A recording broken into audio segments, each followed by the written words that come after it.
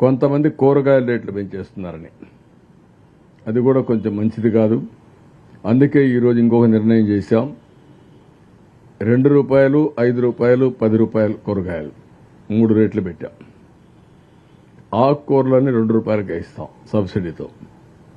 10, 15, ₹20 చేసేటన్ని ₹5కే ఇస్తాం. ₹30, ₹25 చేసేటన్నిటికీ ₹10 పెడతాం. 3 రేట్లే ఉంటాయి. ఆ 3 రేట్లకి రేపు కూరగాయలు అందుబాటులో ఉంటాయి. డంప్ చేస్తాం, మొబైల్ పెడతాం, ఎక్కడ చూసినా సరఫరా చేస్తాం. అంత మునుపు కూడా విశాఖపట్నంలో ఇదే మరి పెట్టా.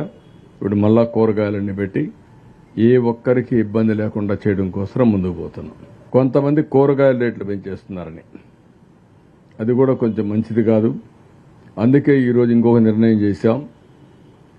₹2, ₹5, ₹10 కూరగాయలు 3 రేట్లు పెట్టాం.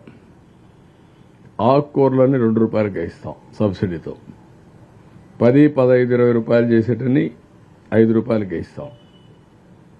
₹30, ₹25 చేసేటన్నిటికీ ₹10 పెడతాం. 3 రేట్లే ఉంటాయి.